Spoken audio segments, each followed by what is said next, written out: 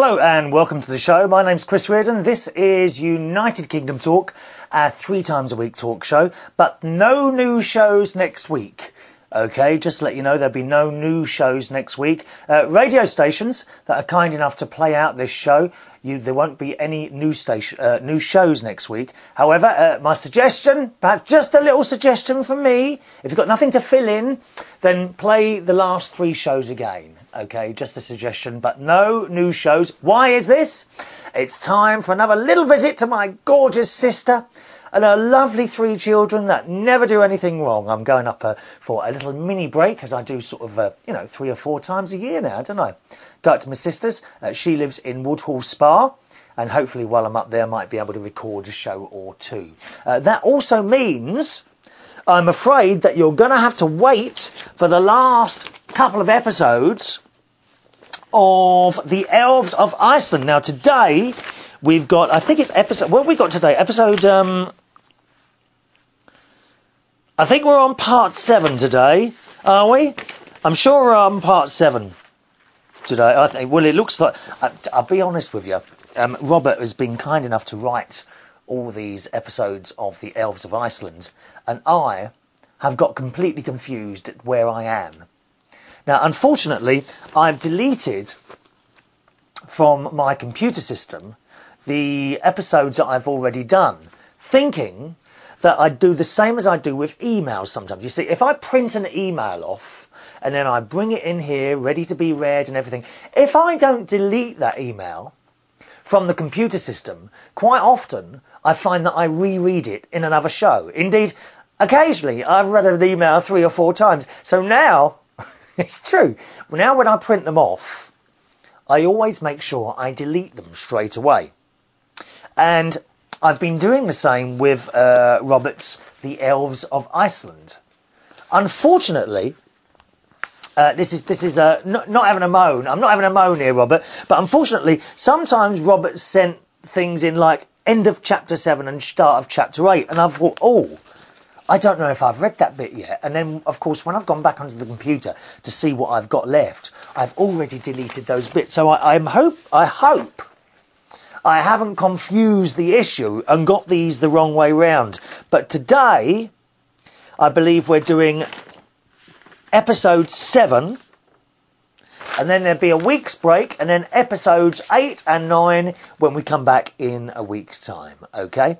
I did think to myself, perhaps I could record a few more shows ahead, but the trouble is when you do that, the emails that come in, sometimes we get a lot of emails coming in, they fall behind quite badly by weeks sometimes, and I don't really want to do that, so I thought better to have perhaps a week's break, and then we come back nice and fresh. And as I say, I'll record a show, maybe 2 while I'm up there in a lovely garden.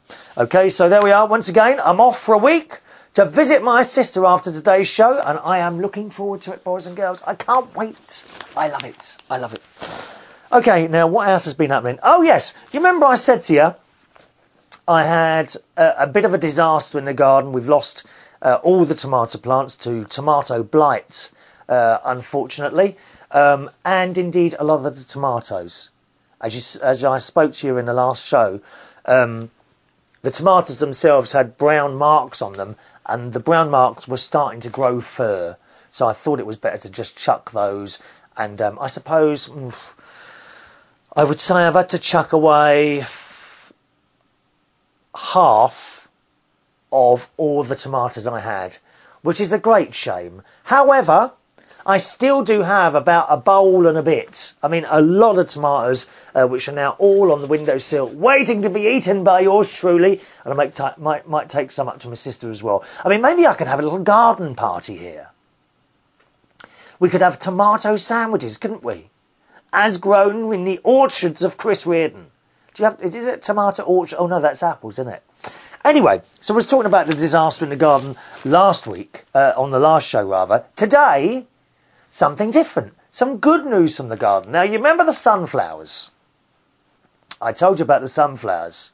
Yeah, one of them about 8.5, 9 foot tall now, and its head has opened. Right, the very first sunflowers that opened have now died. Well, I say they've died. I've cut. I looked at it, and the head of this sunflower is so massive and big, and it was pulling the plant. I mean, even though the plants are sticked, you know, they're growing up long bamboo canes, even though that's the case, the head of the plant was pulling the thing right down. Now, I was going to leave it until it was completely dead. Sunflowers are such beautiful flowers, don't you think? I mean, they just radiate happiness, don't they? They really do. And I looked at this plant, and blow me down, on the side of the plant appears, at the top, okay, appears to be growing more heads. And I didn't expect that. I thought a sunflower, you get one head at the top, when it's gone, it's that it, and then you get masses of seeds. And I've got here in my hand, I decided to cut off the big head, right, before it was, I mean, it is really huge. I would say that's almost the same size as my face, this sunflower head. It really is. And I've cut two off now because they both had, on the sides of the plants, more heads, only tiny ones so much because they're still growing, but they appear that we're going to get some more flowers on those. So I wondered if it was similar to growing roses and other flowers in that when the head has died, you're supposed to cut them off, and then the plant will put all its energy into making more flowers rather than making seeds. Now, I did have a look on the internet about this, and it says you're supposed to leave the heads on the plant until the back of them has gone brown and looks dead. Well, the back of this is not brown and it doesn't look dead, so presumably I won't get any seeds off this because they haven't been left on there long enough to ripen. However, sunflower seeds are, I mean, hideously cheap. I mean, they're really, really cheap. You get a whole packet for about £1. And you get, I don't know, 30 or 40 sunflowers out of that if you really want to do that. And indeed, next year, I think I intend to grow a lot more of these because I've found them very easy and really beautiful when they're swaying around in the wind outside. So I'm going to do that. So I have cut off these two very, very large heads. And I guess I just chuck those away now in the hope that the little heads that have suddenly appeared around the top of the side of the plant will give me more sunflowers in a few weeks' time. They certainly don't look anywhere near ready to open yet, so I'll let you know how that happens, okay? Maybe you know about that, do you? Have I done the right thing, cutting the head off? Do I assume then that all the energy goes to making more flowers rather than creating the seeds in these wonderful plants? And let us know. The email address of the show is chris@unitedkingdomtalk.co.uk. chris@unitedkingdomtalk.co.uk.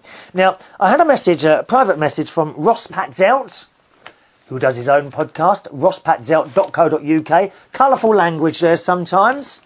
All right, be warned, colourful language and general dirtiness, like passing wind on microphone. Oh, it's dreadful. Anyway, he listens to the show, and he sent me an email the other day saying that he listens usually while he's in his work van because he's a bit of a delivery person. He delivers things.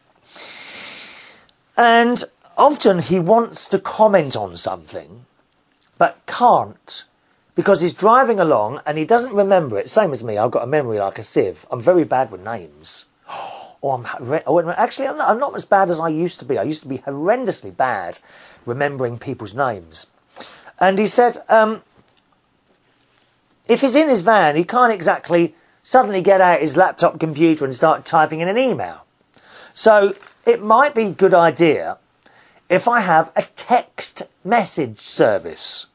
So anyone perhaps who's on the move and wants to say something can quickly text the message rather than having to wait till they get home, all right, and write an email. Because, of course, by the time you're home, you forget it.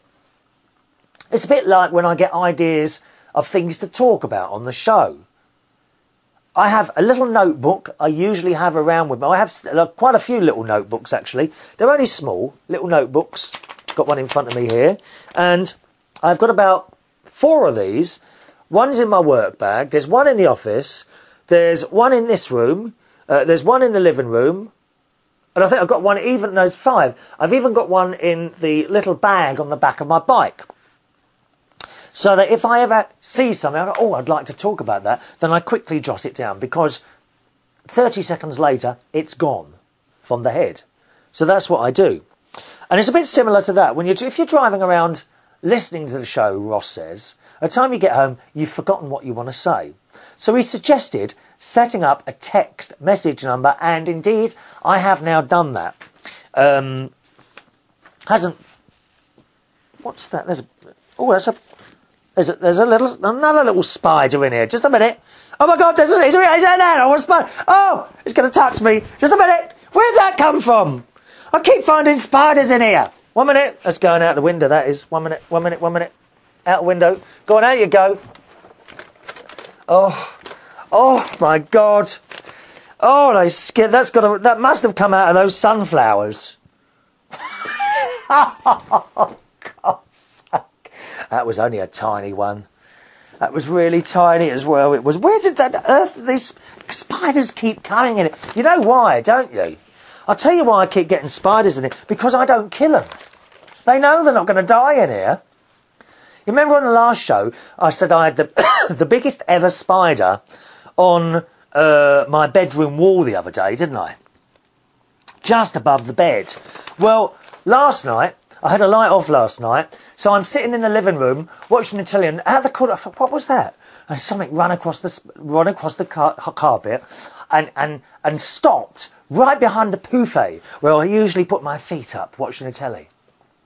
And I moved it carefully, and there was another one, another big spider. Okay, not as big as the one on the wall, but nevertheless still quite large. Now, when I say a big spider, okay, it's the legs that are long, not the body. Here in this country, we don't have any poisonous spiders at all, fortunately. So it's only legs, and they're hardly dangerous. You could probably pick them up. If you're that bright, oh, that sent a shiver up your spine, hasn't it, eh? You could probably pick up those spiders without too much trouble at all. And last night, there it was, and I moved the buffet, and there it was, sitting there in the middle of the floor, bold as brass, just sitting there. I'm thinking, why isn't it running away? It had decided to stand and fight. I think that's what's going on there. Anyway, so I went out and said, if I go outside now, by the time I get back with my glass or cup, this thing's going to be gone. And I looked around and there was nothing in the room I could catch it. And then I saw it, didn't I? At the corner of my eye, a teacup. I thought, I'll get that cup and put that over that. So I grabbed the cup, carefully made my movements towards the spider and chucked the cup over it quickly so it was in the cup. Then I went and got a bit of plastic stuff, put it under the cup and took the spider outside. And another big one. Why am I being infested with large spiders? But as I say, you know, they don't do anything. They're probably more frightened of us, really, aren't they? They just go up on the ceiling in the corner and weave a couple of webs.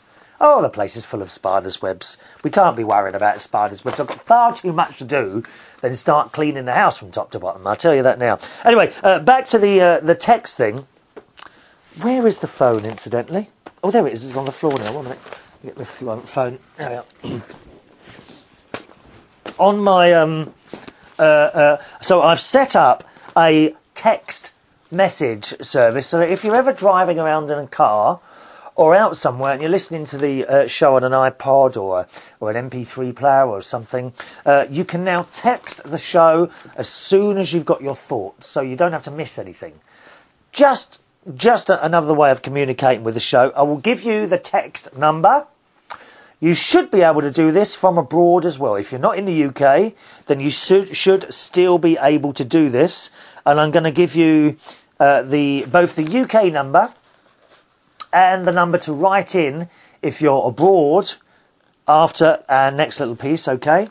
All right, so go and get your pen ready. If you want that text number, save it in your mobile phone because you won't remember it. It's too long a number to remember. Save it in your mobile phone, and then if you're ever out and you get an idea or something, just text it through and it will come up at the sort of same frequency as the emails come up, all right? If you send a text in, it will come up, I promise you. Cross my heart. I'm not going to say hope to die, just in case I do forget. No, if I remember. Oh, I do my best, please. But of course, the email address is available as well, chris@unitedkingdomtalk.co.uk. So get your pen. Good news, I found money this week. Oh, yes. When you go in a club, if you're in a club late at night, when it's closed, have a quick look around on the floor, because you always find coins. You always find coins. This week, I found 51 pence in the Two Brewers, where I worked on Sunday night. And I met young Scott, who's in the Dreamboats and Petticoats thing at the theatre in London, Savoy Theatre, I think. Lovely boy. What a nice boy. And he came down with his girlfriend, Nikki. And the pair of them are just so nice. He's very, very fashionable, I must say. And it would surprise me. He's tiny. He's as thin as a rake and he's small as well. And such a nice person. A really nice person, unlike some of these people in show business who are so fair up themselves, it's unbelievable. I mean, there's a particular woman that I really don't like. I used to have so much respect for her and loved her singing and all that. She's been around for years and years. I think she must be in her 50s or 60s now. A very talented performer, but as a person, I'm sorry. I met her once and I wasn't impressed at all. She didn't have time to talk to me. No time to talk to me at all. I'm not saying who. First name begins with E, okay? Ah, yeah, you've got it, haven't you? But he's not like that at all. He's a really, really nice person. Really nice person, Scott, and it was a pleasure to meet him and his girlfriend. I had a long conversation with his girlfriend. James Dean was, of course, there as well, hanging around like a bad smell, as usual, unfortunately. But there you are. So that was it. I found 51 pence in the Two Brewers, and I also found 21 pence on the floor in Belushi's in Hammersmith on Monday night. So that's 50, 60, 72 pence I found this week. It's good, isn't it? I don't know what you're laughing at. That's 2 bags of crisps, dear. 2 bags of crisps. 71, but don't laugh. My mum says, look after the pennies and you'll look after the pounds. And the pounds will look after themselves. And I think that's the case, doesn't it? You know, I go own a little bit of property, don't you, eh? Where do you think it comes from? Being careful with your money. Talking of property, someone hasn't paid their rent. Oh, someone's jumped the rent. Dear, dear me. 2 months' rent someone hasn't paid. That's the house up north I own. So it's a liberty, that's it. Fortunately, he paid a deposit, so we'll get it back off that. Thank you very much. Why do they do that, eh? He's jumped the rent and he's left. Handed the keys in. Absolutely shocking. Anyway, I've got to ring them later about that. So, OK, text number then. Are you ready? If you want to text the show, you can now do that. Now, this is a normal UK text number. This is not a premium rate number or anything like that. So in the UK, if you've got free texts on your... I can't say that word, texts. If you've got 3 texts on your mobile phone, it will come out of those. There's no extra, not a premium rate number. And the text number, if you're in the UK, is 07815 907 896. All right. I'll say it again for you. 07815 907 896.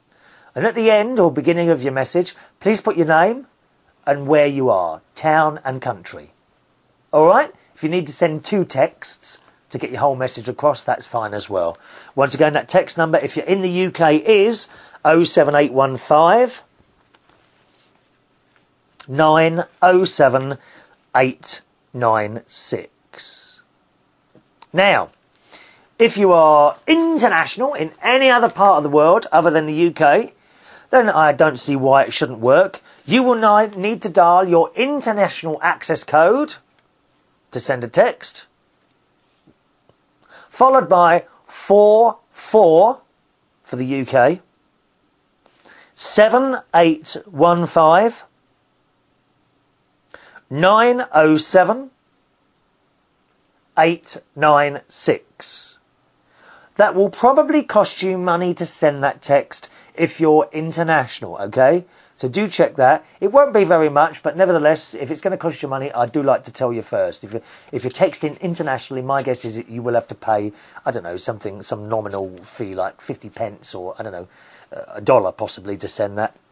Once again, the international text number, you press your international access code, whatever that is. Here in the UK, it's 00. It might be 00, it might be O, something like that. Followed by 44 7815 907 896. Once again, 44 7815 907 896. So another little way to contact the show. All right.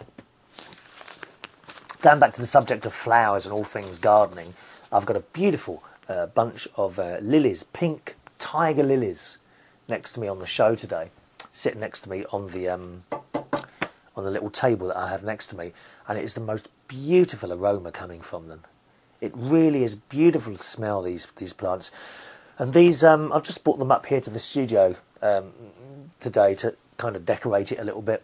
But these, I always have a bunch of flowers next to my mum's picture since she died. Mum died in 2000. And her picture is downstairs. And I always have a nice bunch of flowers next to her. And this week I've got pink lilies. The smell is beautiful. Beautiful. I used to grow lilies in the garden, but unfortunately I succumbed to the red lily beetle, which devastates lilies, unfortunately. So once you've had those, I don't think you can grow them for a couple of years because they come back. Although I don't think I have grown them for a couple of years now. Maybe it might be another idea to try growing those again. All right, we have a thief listening to the show as well, I'm afraid, boys and girls. Jason in London. Little Jason in London, you've heard me mention him a few times. I used to work with Jason, nice lad. But he's become a thief, unfortunately, boys and girls. I'm sorry, I'm going to out you now. Because what it is, Jason, he works in London, he's got a room in London, and he also has his flat, which is in Brighton. Now, in Brighton, he's set up with the internet, he's got internet connection, wireless and all that business in his flat there. In London, in his room, he doesn't have that. So what he's been doing is standing in Burger King, or just outside Burger King, with his laptop. I think it's his laptop or his mobile phone. I think it's with his iPhone. He stands outside Burger King and steals their free internet connection from out there. It's shocking, isn't it? Eh? It is absolutely shocking. Jason is an internet burglar at Burger King in Camden, and I'm shocked and horrified by the criminals that watch this programme sometimes. I really am, Jason, and you should be ashamed of yourself. You really should. My friend Ronny is back from Sri Lanka. I'm going to see him tonight, actually, and we will be having him on the show shortly to talk about Sri Lanka and his holiday. But he's annoyed me. To be honest, he has annoyed me a little bit, and I'll tell you why. Yesterday, I was sitting here doing the show, as you know, and just after the show, I got a text message. I'll read you the text message, actually. It's on the mobile phone here. 1 minute. Let me bring this up now. Here we are. We are in the business lounge in Colombo now, because he was coming back from Sri Lanka to London via Dubai. Okay, we are in the business lounge in Colombo now. We should get into London about 8 o'clock. I will call you from the car. We have a short stop in Dubai in between. I thought to myself, what does he mean is in the business lounge? Right? Did I save the other text? Oh, 1 minute. Oh, maybe it didn't sound the... I thought I saved the other text as well. No, I didn't. No. Oh, what does he mean is in the business lounge? So I rang the phone. I said, what do you mean you're in the business lounge? He said, oh, we've been upgraded. And I'm like, from economy to business? I said, how comes you managed to do that? He said, no, not business, first. He got upgraded from economy class to first class. Now, why is it? When I go, and I hear this so many times from different people, how they've been upgraded from economy. How do they do that? Right? Because when I've gone away, I've gone to Australia business class. I've had to pay $2,500 to get there and back for that business class seat. Why is it that other people, including him, manage to get away with going on these trips and getting upgraded for nothing? I'm not happy at all about that. Jealous? Not me. Never in 1,000 years. Jealous? God. He got upgraded, not to business, to first class.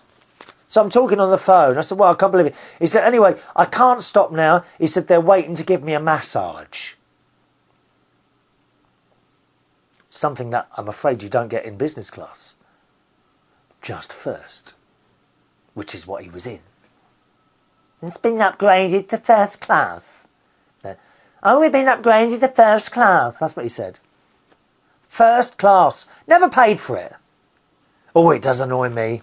All these people that get free, but there's James Dean as well, and his free trips. If I ever want anything, I have to pay for it. You wonder why I work so hard, don't you, eh?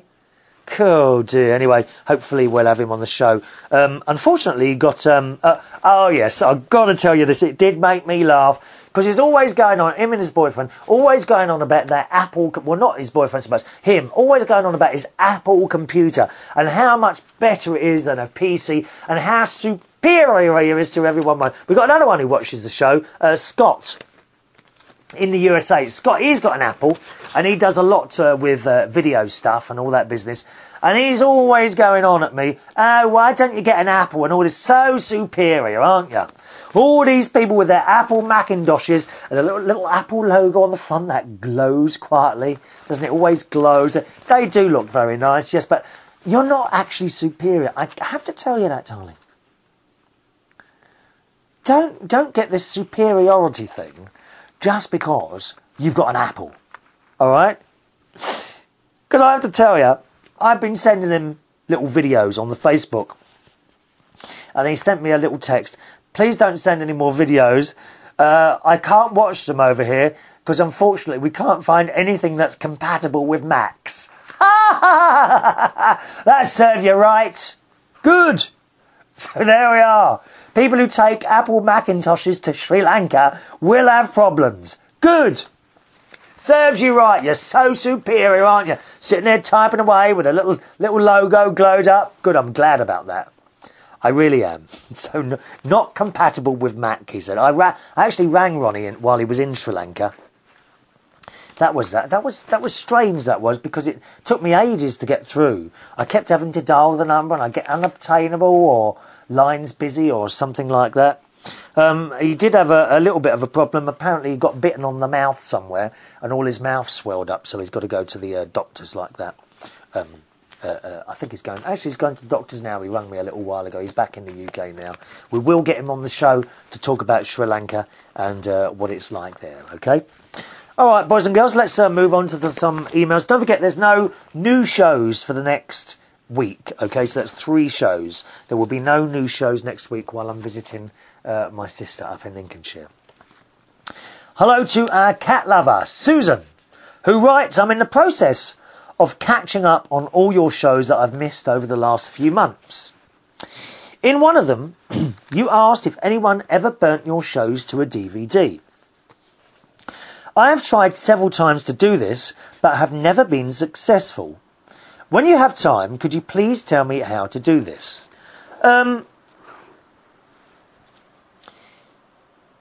It might be different for you, Susan. I don't know. You see, of course, when I've made my shows, the video version of the shows, I then have kind of the raw copy of it, and I then edit it with a program called Adobe Premiere, Adobe Premiere Elements, I think it's called.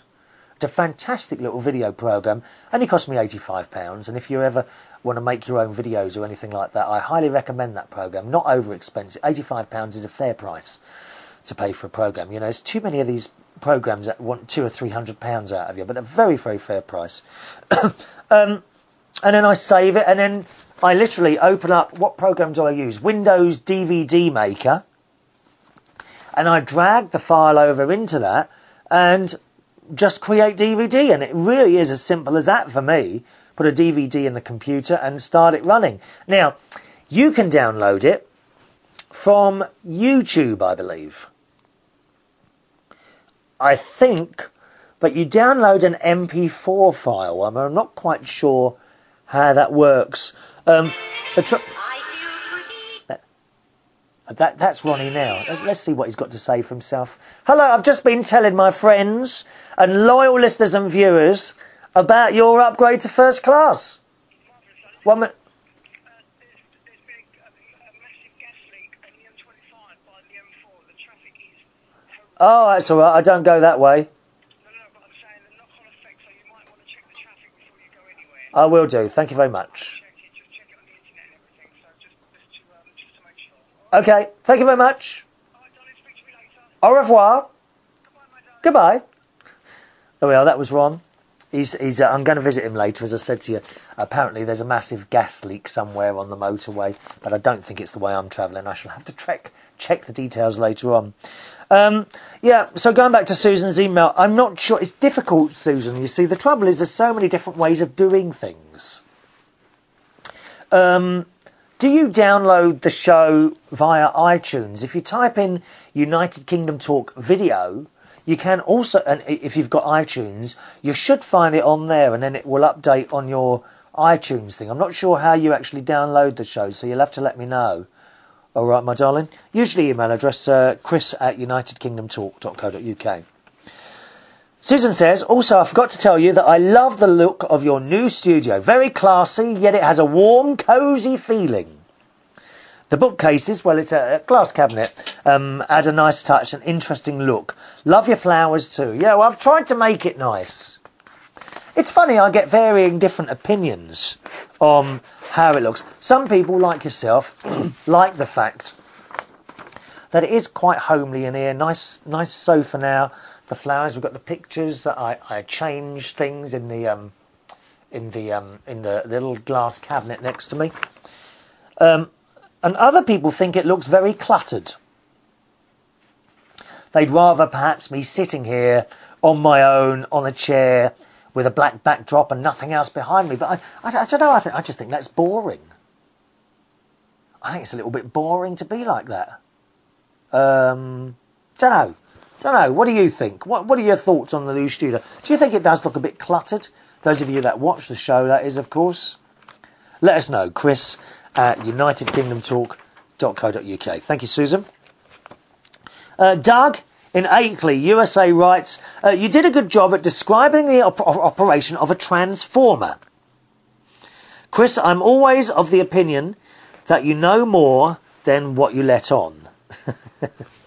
Oh, I've dropped my pen. Where's that gone? Yeah, electrically, I do know quite a bit about electrics, I suppose. Although I couldn't rewire a house. My trouble is I haven't got much patience. Something like rewiring a house and having to push the wires through little holes in the wall and all that. I would do my brain in, waiting for all those little things to go through the wall and what have you. He says, so you ask if I trust everything you say. He says, not always 100%, but I feel you sometimes act ignorant of the facts just to try and strike up conversation with your listeners. Do you think so? Do I? No, I know sometimes I'll sit here and if I've got something I want to know. You see, like I just said to you, I'm a bit lazy. And in the past, I've had trouble finding things on the internet. Typing in a search engine and not coming up with the information that I do so desire. And that's why I sometimes ask, for example, today, you know, I've asked about the sunflowers, okay, with the little, the new shoots, that the new little sunflowers have got kind of at the side of the plant, and the big head on the top I've cut off, thinking to myself that it will be the same as dead-heading flowers. You're supposed to when a flower dies, you're supposed to cut it off at the head so that the plant produces more flowers. Now, I don't know if that's the same with all flowers. Certainly not sunflowers. I don't know. I have had a quick look on the internet, and I found a little section that says you can get sunflowers with multiple heads, but there's nothing about cutting the head off the top. So that's why I'm asking you. So, yeah, I do. Do I play a bit ignorant to strike up conversation? No, not really. I genuinely don't understand something, usually. So, come on, Doug. You can trust me 100%. Send me all your money and I'll look after it and we'll never spend it. I promise you. Okay? He says, and a comment about the lamp you used to have. Yeah, there used to be a lamp on the front there, but people didn't like it. He says, the comment I had about your lamp, the biggest problem I had was the light bulb was too bright. But now you're getting a lot of stuff in there, so don't miss it. Good show always, and that's from our mate Doug. Thank you, Doug. Nice to hear from you, sir. Oh, I got a bit of cramp in my leg there. Is it the way I'm sitting? 1 minute. Let me sit up a bit more. There we are. Much better. Maybe I should have a pouffe in here to put my little feet on. Irvin Distiller, Wayne Anonymous writes, latest flash. Latest United Kingdom talk, well, the one a couple of weeks ago, contains nudity. Now, we've already had a little message from Wayne about this one. I actually found this on James Dean's Facebook wall, and he says, viewers can plainly see Chris's pierced belly button and fat rolls just above his pant waist. Spread the word, I've posted an advisory on my Facebook status. Well, number one, you're wrong there. I do not have a pierced belly button. I think that's particularly vile. There's a few things I don't like. Pierced belly buttons, I think, are vile. And piercing through the lip, I don't think that's nice at all. But the worst one is a nose stud. They just look dirty. Don't you think? I've always thought a nose stud, just a little stud or diamond through your nose looks absolutely... I always assume that people with that are dirty. I don't like that at all. I mean, it's a horrible, horrible thing. I hope you... Have you got a nose stud? I hope you haven't got a nose stud, have you? Huh? Get rid of it, dear. I like tattoos, you know, on proper men with big biceps and... on their pecs, nice tattoo on the pec. Quite like that. I did think of having one done once. Actually, me and my friend Ron were going to have one done once, but it looked too painful to me. Sitting there under that needle, as it's banging away at your skin. Oh, I don't know about that. Hello to Millie. Millie in Minnesota. Motorised Millie writes, hi, Chris. She said, I've been getting last-minute things done for my upcoming trip to London. How fast time flies. Yeah, you tell me about it. God, here we are, look, 4 months away from Christmas now. Unbelievable, isn't it? God. I wonder what we should do this year around Christmas time. We usually do something a little bit different at Christmas, don't we? I don't know, well, maybe I'll have a few calls coming through again. We'll ring a few people up. How fast time flies. It wasn't that long ago. It seemed like the departure... date would never get here, and now it's almost on top of me. Watch out, London, you'll never be the same after a visit from Motorised Millie. Now you're starting to scare me, to be honest, Millie. I'm going to have to meet you in an open area where there are lots of other people in case you try and murder me. And take bits of me back as souvenirs. Oh my God, my head might end up on one of your shelves. That's rather scary, that, Millie. She says, you asked in last week's show if there was anyone beside you who found that instant messenger programs stopped people doing things. Yes. We were saying stuff like MSN and Skype and the instant messenger within Facebook. I personally have found stops me doing things. Now, when I'm upstairs on the computer, I'm usually doing something associated either with this show or with music for my DJing. And while you're doing something, and then a message will flash up from someone, and usually they haven't got anything to say. Hi. And I'm like, hi. And then they go, how are you? And I'm like, well, what do you want? Well, just asking how you are. And I'm like, well, I'm fine. Is there something you wanted? No, just saying hi. And I just found that, I don't want you to think it's being unfriendly, but I just find it off-putting while you're trying to do something. Because while you're doing that, while someone is saying hi, you've stopped whatever you're doing. And I find the instant messenger stuff unnecessarily time-consuming, a waste of time. Now, I completely understand if you're in a boring old office job and you're sitting there bored. I know what it must be like, because I used to work in a call centre years ago. I was a directory inquiry operator. And of course, there were no computers then. We used to get bored to tears. And it must be very tempting to just open up an instant messenger and try and strike up a conversation with someone. But, you know, I don't mind so much if you've got something to say.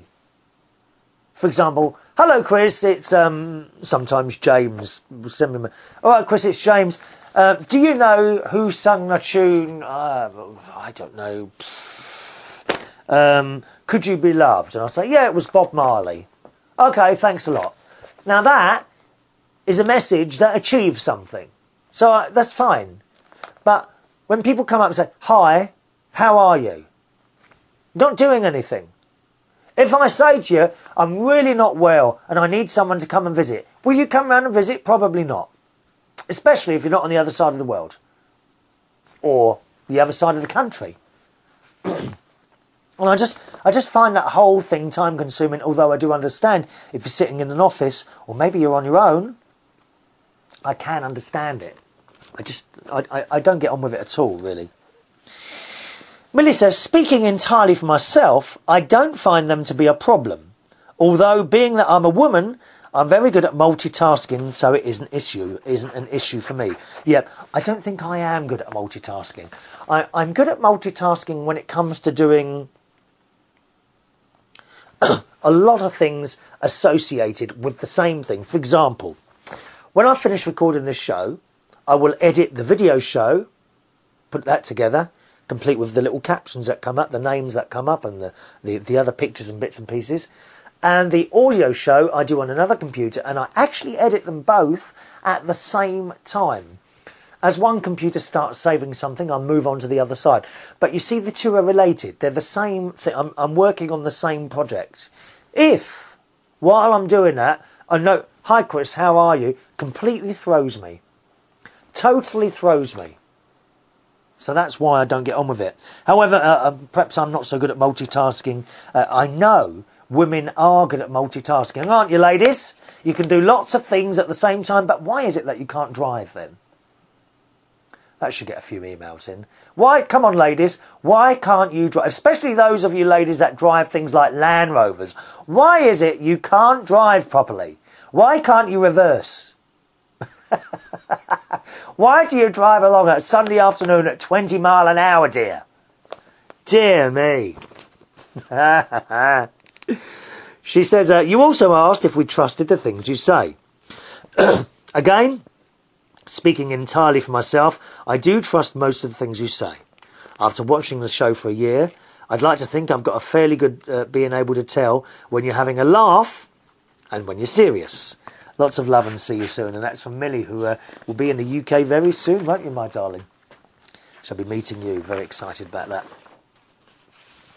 Okie doke. Let me see. How are we doing for time? Okay. Another email here. Over to Switzerland now. And it's our mate Niall in Switzerland, who writes, hi Chris. I was most interested and supporting of the view that childhood is missing things nowadays.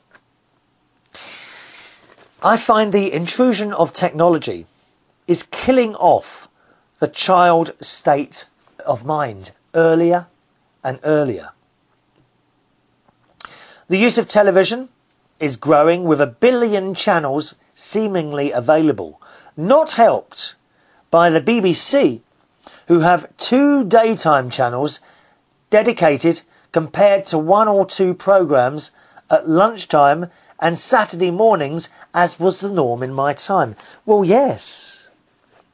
I mean, children's television, when I was a child on the television, was restricted to between 4 p.m. and 5:45, really. That was it.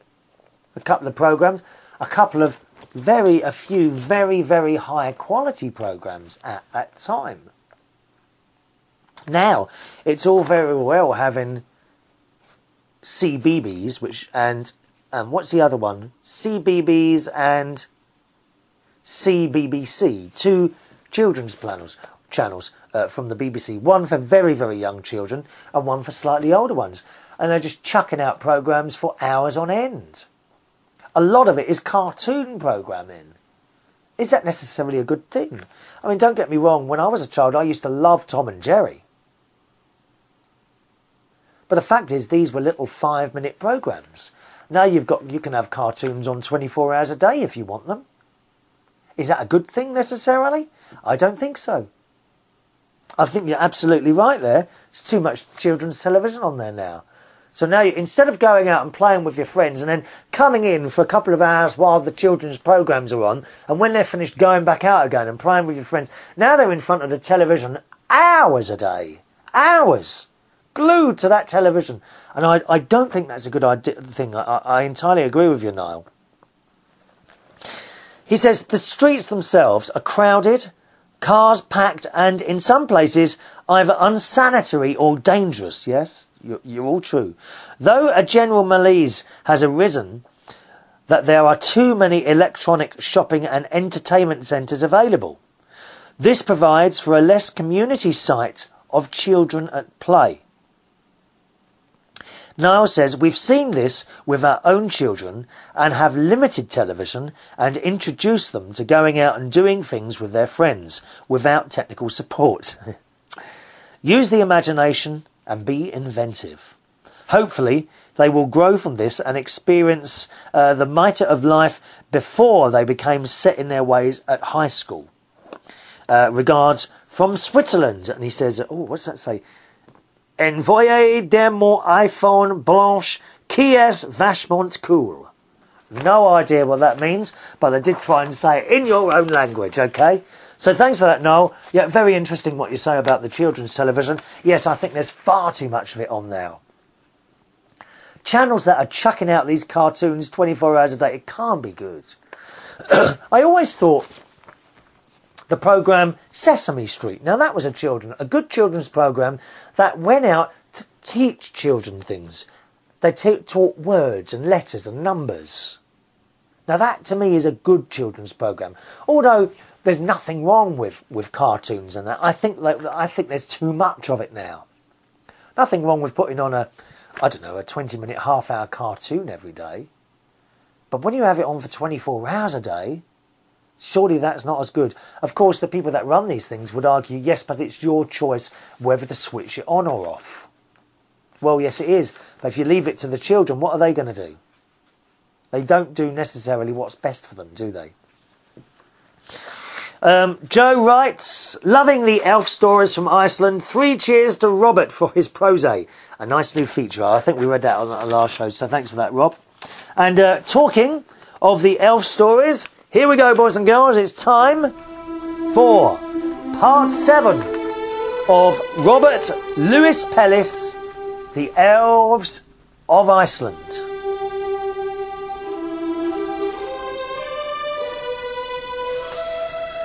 The rest of the night passed peacefully, and yet from below their passage was shadowed by the croomy birds, for they knew that with the dawn the sky longboat would have to descend with the pace of the falling moon and once again enter a more favourable height for the birds of the croomy. Captain Spoy, of course, knew this, and a great deal more, and made plans to deal with this. His plan was both simple and effective. The crew, all of the crew, would take cover beneath the decks during their descent.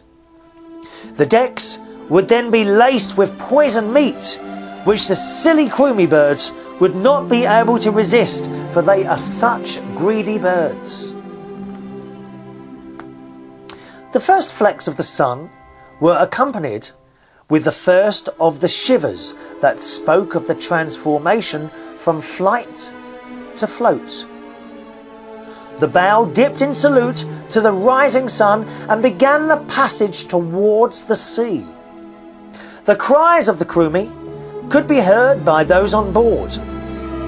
Soon the scratching of their claws on the wood could be heard as the birds devoured the juicy meat. Late, far too late, did the birds consider this a trap, for many thought it the remains of the fallen pirates. The late arrivals to the feast spied the sickening birds. They saw decks awash with a sea of black feathers, their backs glistening in the morning sun. Only after the boat had settled upon the waters did the sea wash away the corpses of the crewmen. Captain Spoy arrived on deck just as the last of the dead crewmen birds was washed through the gunwales of the Sky longboat. Captain Spoy said, "All right, lads and lasses, be up on the deck and make ready the sails, for I would say that if this wind holds, then we shall make Torshavn, or Torsh, how do you say that? Torshavn, the capital of the Pharaohs, by midday." They passed a few fishing boats of the humans, and they of course paid no heed to the elves. It is the human condition, of course, to see only that which they understand and ignore everything else. To them, they live their lives worshipping their god of logic. If they cannot see, touch or master a thing, then it does not exist. Such arrogance. Why their friends, the cats, still have anything at all to do with them doth beg a belief to an elf. The harbour came into sight, and the captain headed towards the elven dock of Transholm. By now, all of the crew were on deck, eager to be on dry land.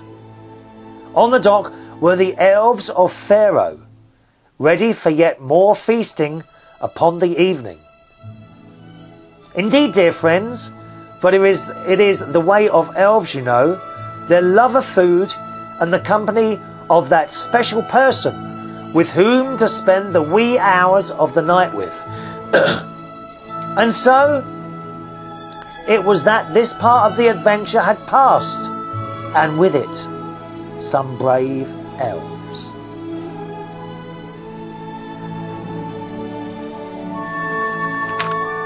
Alright, coming up in the next episode of United Kingdom Talk, don't forget that will be in a week's time, will be chapter 8, and then the final chapter. We've got actually 9, but I thought it was 12 or 15 parts. It's actually 9 parts altogether. So coming up in the next 2 episodes, chapter 8 and the final part, part 9. Okay, here on United Kingdom Talk. Now, if you've got any feedback towards our elf story, then Robert would be very, very pleased. Negative or positive, positive or negative. Okay, whatever your feedback, please feel free to send it in either on the email, chris@unitedkingdomtalk.co.uk, chris@unitedkingdomtalk.co.uk, or the postal address, which I'm going to give you in a second. You can put pen to paper and write in. Or indeed, the new text message service. If you want to text your message in, you can do so by texting here in the UK to 07815 907 896. Once again, 07815 907 896. Or if you're outside the UK, dial your international access code, followed by 44 for the UK, 7815 907 896. Once again, your international access code followed by 44 7815 907 896. Okay, it's funny, sitting on this seat, I've just refound the letter from the Bracknell Dental Centre, which I still haven't responded to yet, I'm afraid, asking me to contact them for another checkup. Oh, I better go and do that, hadn't I suppose? Shall I? I think I might as well leave it now till I come back to my sister. Oh, I could do it. I don't know if they've got any appointments tomorrow, actually.